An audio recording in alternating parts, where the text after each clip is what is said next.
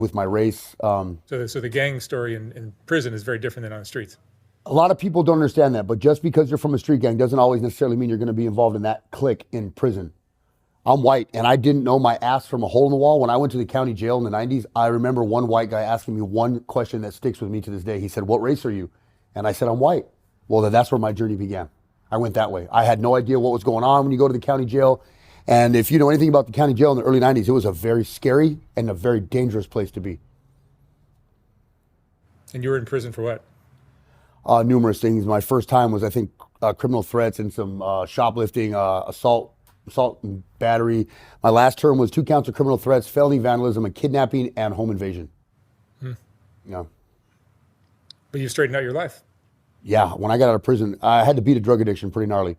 Took me a while getting out of prison. I paroled in 2013.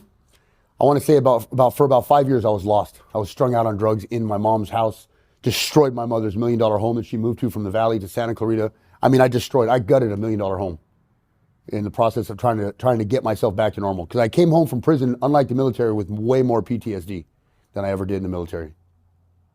What kind of stuff did you see in prison? I am one of those dudes that doesn't like to talk too much about prison. I tell some stories, a couple things that I've gone through. One of the worst things I can honestly say, that I don't think I've admitted this on camera, but I saw a kid's head get cut off. I saw 2 inmates, due to a racial situation, attack this one kid repeatedly over and over until his head fell off. And it was right in front of me. And in prison, if you know, when they hit those alarms, you have to lay down on the ground. And I'm proned out on the ground in a yard 20 feet from me. These 2 skinheads are attacking this other inmate because he chose the wrong racial affiliation. And I can still, when I close my eyes, you can see it. Like, this is stuff you can never unsee. I don't care who you are, what you've been through. When you go to some of these places in prisons, it's extremely scary. If you're the toughest of the tough, I tell you, you're full of shit, because these places make every grown gangster scared. And I remember these 2 inmates just stabbing this kid so many times, his head finally fell off, and they kick his head.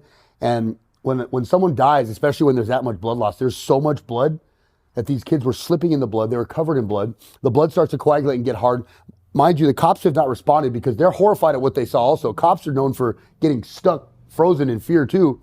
That this scene went on for about 20 minutes until finally the kids stopped, threw the knives down, and they sat there and they said, "Come on." I'll never forget the look. I can close my eyes and see it. The one kid sat there and said, "Come get me, I'm done." Mind you, he had already kicked this kid's head rolling down the pathway in the dirt, and he's covered in blood. And he sits down and he had the audacity of you to sit there and look at the cop and say, "Come arrest me, I'm done." And to know that I just watched cops watch you do this and not react on it also was amazing. The tower lady was a female officer in the tower. She had the M1 and she didn't shoot because she's frozen with fear also. People don't understand that these acts, when you see them with the human eyes, they're